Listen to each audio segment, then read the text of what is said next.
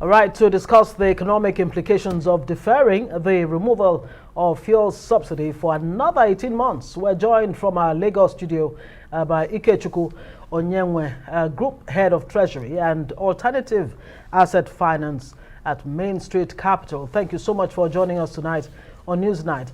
Let's begin with the two committees set up by the House of Reps to first ascertain how much fuel is consumed by Nigerians, and secondly, to investigate the country's refineries.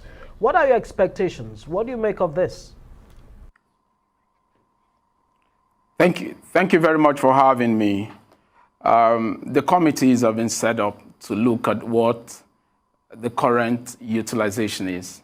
So it is going to be very interesting to see what the findings would be. Currently,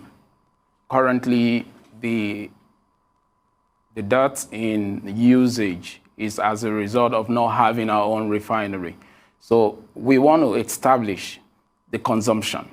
And after establishing the consumption, they would find out what they are really funding. The Minister for Finance have actually stated that the shortfall will be taken care of by the appropriation.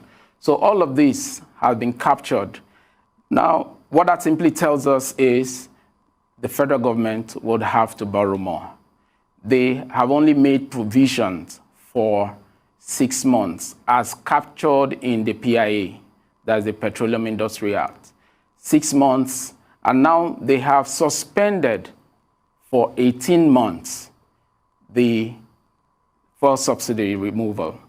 Now, having done that, it leaves a gap of 12 months. So this 12 months gap must be filled, and that is exactly what it will come to. Extra budgetary allocation would have to be put into consideration to fill this gap. So basically, the federal government would have to borrow more. I think the issue, like a lot of government officials have said, even the Minister of Finance said sometimes, is that borrowing is not really the issue because Nigeria is still on the borrowing. But the worries for most Nigerians is that how healthy is it to continue to borrow for consumption and not for productivity? That is a very critical question, and it's a major concern for all. The way things are running will continue to borrow for consumption, in my opinion. And this has been exposed again by the suspension of the petroleum and the subsidy removal. Now, this is what would have happened if they had removed the subsidy.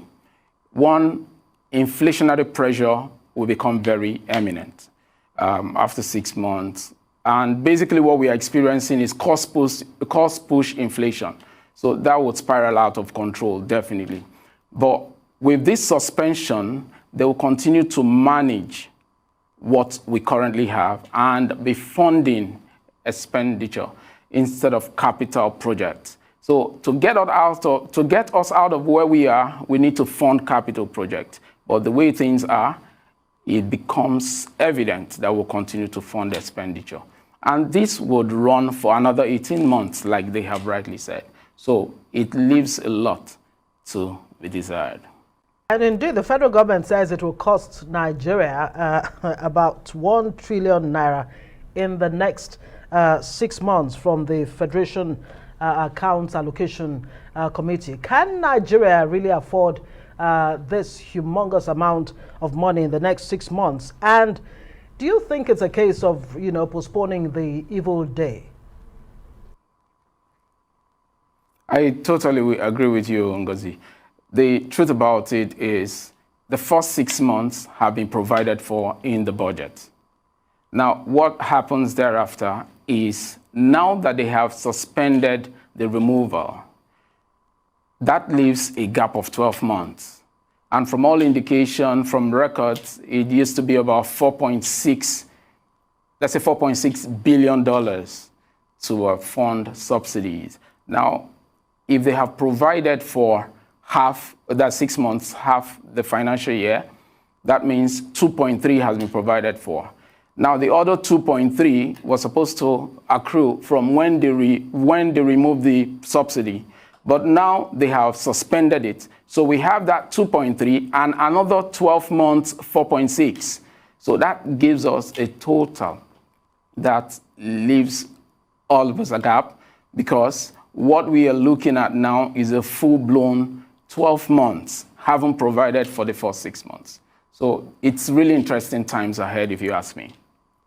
Interesting time indeed, Ikechukwu. But again, some people would say, shouldn't we face the Holocaust now than deferring it to tomorrow, and always hinging that if subsidy is removed, it's going to cause, inflation here and there?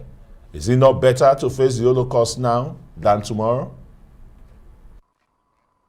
And this is the opinion of all. Once it was mentioned that the first 6 months will continue to pay and provisions were made for this payment, a lot of analysts and economic watchers were of the opinion that we're moving in the right direction. But you see, the timing of it actually leaves a lot to be decided. One, we have an election year, and I think it will make everyone unpopular, most especially now. Two, the timing is around the region when inflation is beginning to pick up again. We saw inflation at 15.4, and now it rose to 15.6. And all of this is largely because the base effects that affected the inflation figures that printed last year kept dropping as a result of the base effect from 2020. But we've come to the point where the base effect will not necessarily bring inflation down. So we are living with the realities of the day. And removing fuel subsidy now would heighten inflation. So that's like swallowing a bitter pill, going for a surgery knowing that you get better after the surgery. But now that it has been suspended, it makes things very interesting, I must tell you. And like Ngozi alluded to earlier, it's actually like postponing doomsday. All right, Ikechukwu Onyewe. Thanks very much. He's the group head, Treasury and New Business of Capital, Mainstreet Capital. Yeah.